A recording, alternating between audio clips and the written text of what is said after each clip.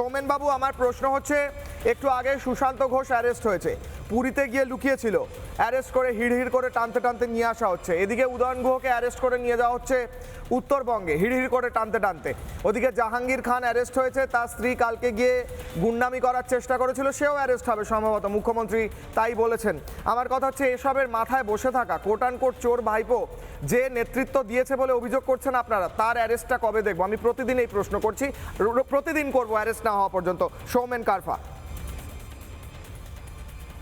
দেখুন কিশোরদা, আমরা ভারতীয় জনতা পার্টি সরকারে আসার পর আমরা যদি মনে করতাম প্রতিহিংসা রাজনীতি করবো, তাহলে জেলখানাটা পুরো ভর্তি হয়ে যেত, নতুন জেল তৈরি করতে হতো।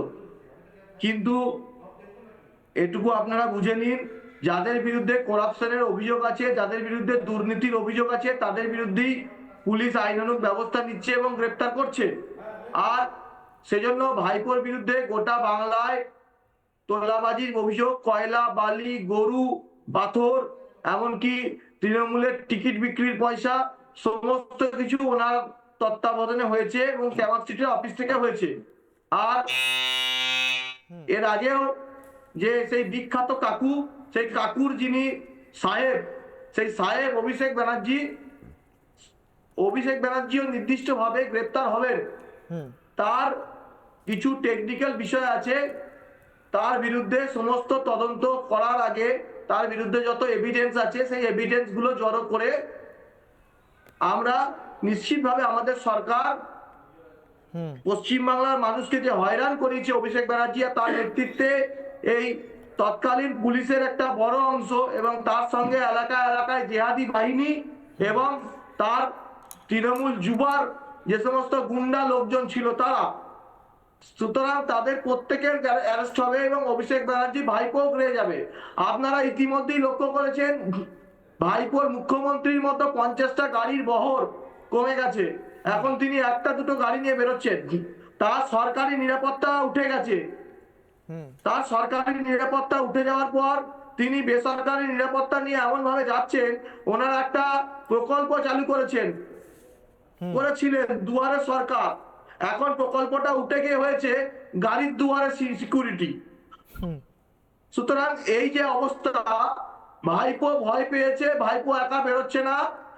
ওনারা তো, ওনাদের কপাল ভালো যে ভারতীয় জনতা পার্টি আসার পর তৃণমূলের কোনো নেতৃত্ব তো সেইভাবে কিছু করেনি। 21 সালের পর আমাদের পশ্চিমবাংলায় বিজেপির তৃণমূল সরকার আসার পর 321 জন বিজেপির কার্যকর্তা শহীদ হয়েছে। তা আমাদের যদি প্রতিহিংসার মনোভাব থাকতো, আমরা পশ্চিমবাংলায় তৃণমূল উজাড় হয়ে যেত। কিন্তু আমরা মোদিজির যে শিক্ষা, আমাদের 18টা রাজ্যে সরকার চালার পরও যেখানে কোথাও আমাদের বিরোধী সিপিএম, কোথাও কংগ্রেস, কোথাও ডিএমকে, কোথাও এডিএমকে, কোথাও সমাজবাদী পার্টি, কোথাও বহুজন সমাজবাদী পার্টি, কিন্তু আপনি একটা জায়গা দেখাতে পারবেন না যে বিজেপি জেতার পর যারা বিরোধী আসনে বসছে তাদের ঘরের মহিলাদের উপর অত্যাচার, তাদের বাড়িঘর ঠিক হয়নি। ঠিক কথা একদম। সৌমেন, একটু সঙ্গাতে চাই। সৌমেন যেমনটা বলছিলেন যে কোথাও রাজনৈতিক প্রতিহিংসা হচ্ছে না, কিন্তু আইনের পথে চলবে, কিন্তু আইনটাকে আরো একটু ফাস্ট যাক, বাংলার মানুষ চাইছেন যে আরো ফাস্ট আইন, আরো ফাস্ট কাজ করুক। কারণ ভাইপো গ্রেফতার হওয়া না পর্যন্ত, যদি সত্যি এই অভিযোগগুলো হয়ে থাকে, এত মামলা হয়েছে, না হওয়া পর্যন্ত বাংলার মানুষের শান্তি নেই।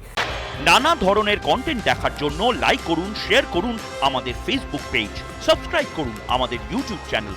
পাশাপাশি অন্যান্য ব্রেকিং নিউজের জন্য অবশ্যই চোখ রাখুন রিপাবলিক বাংলায়।